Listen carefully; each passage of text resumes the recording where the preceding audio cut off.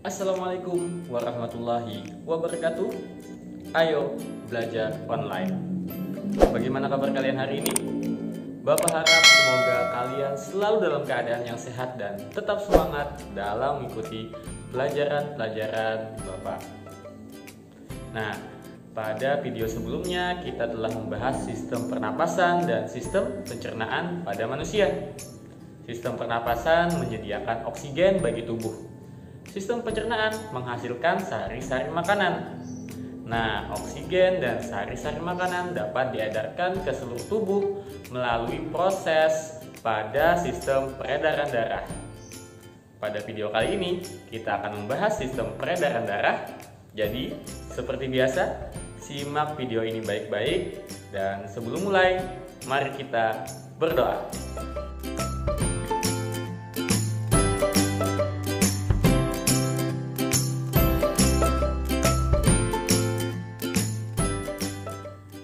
Coba kalian perhatikan gambar berikut. Pada gambar terlihat berbagai jenis kendaraan di jalan raya. Ada yang mengangkut penumpang dan ada pula yang mengangkut barang. Penumpang dan barang akan diantarkan ke tempat tujuan. Peristiwa tersebut terjadi terus-menerus. Lalu, apa hubungannya dengan sistem peredaran darah? Nah, sistem peredaran darah layaknya peristiwa tersebut. Dalam sistem peredaran darah, darah menjadi alat transportasi untuk mengangkut berbagai jenis zat yang ada dalam tubuh untuk berpindah dari satu tempat ke tempat lainnya. Sistem peredaran darah merupakan proses mengalirnya darah di dalam tubuh. Mengalirnya darah di dalam tubuh dibantu oleh jantung dan pembuluh darah. Jantung sebagai pemompa, sedangkan pembuluh darah sebagai saluran tempat mengalirnya darah. Nah, selain itu, darah juga melewati paru-paru untuk mengambil oksigen dan mengantarkan karbon dioksida.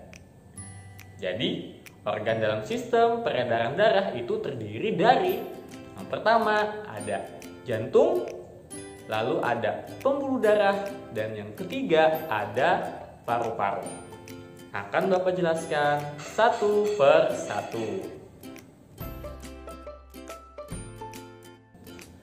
Baik, pertama ada jantung. Jantung adalah organ tubuh yang berfungsi memompa darah ke seluruh tubuh. Jantung memompa darah dengan cara berkontraksi dan berelaksasi. Nah, itu sebabnya terasa denyutan di daerah sekitar jantung. Coba kalian rasakan di bagian dada sebelah kiri kalian. Terasa bukan? Jantung terdiri dari 4 ruangan, yaitu serambi kanan, serambi kiri, bilik kanan, dan bilik kiri.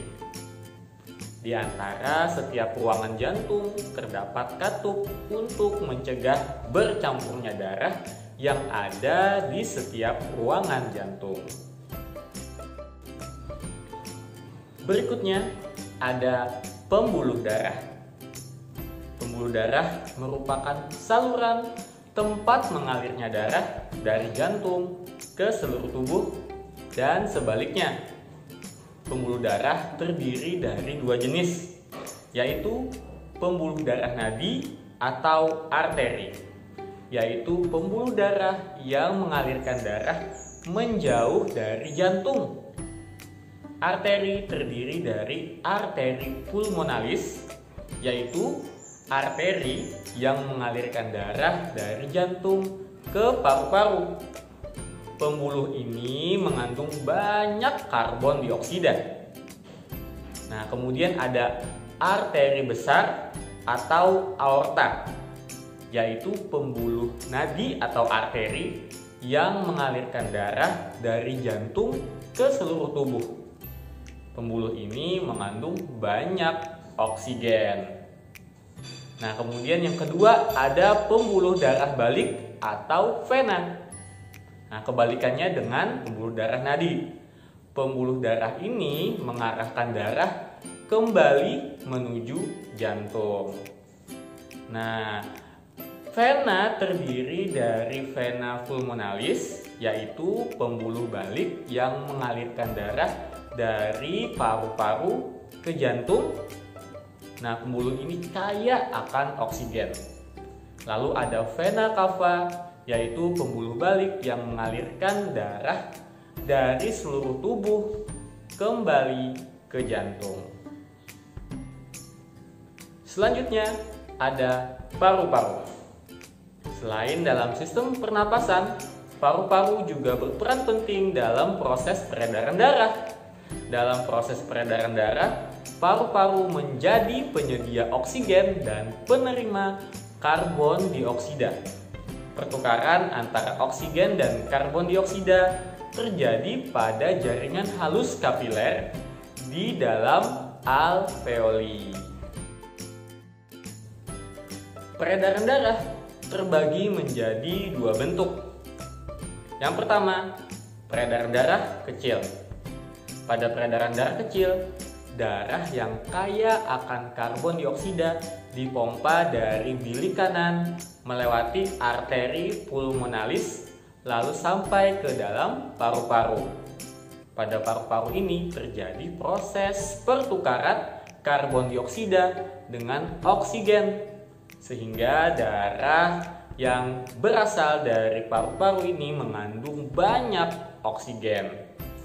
Nah, setelah itu darah mengalir menuju vena pulmonalis lalu sampai ke serambi kiri pada jantung. Urutannya adalah bilik kanan, arteri pulmonalis, paru-paru, vena pulmonalis, dan serambi kiri. Selanjutnya, peredaran darah besar.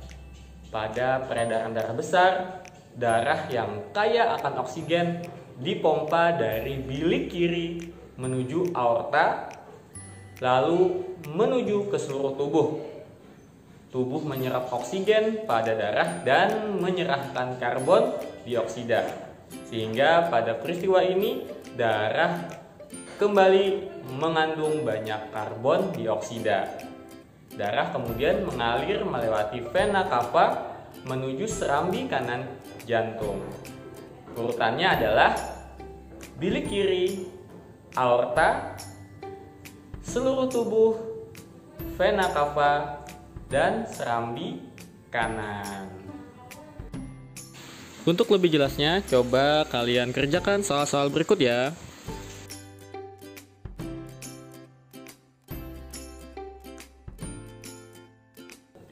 Nah, itulah tadi penjelasan tentang sistem peredaran darah manusia. Semoga kalian bisa paham dengan penjelasan yang Bapak berikan. Terima kasih sudah menyaksikan video ini, dan Bapak akhiri. Assalamualaikum warahmatullahi wabarakatuh.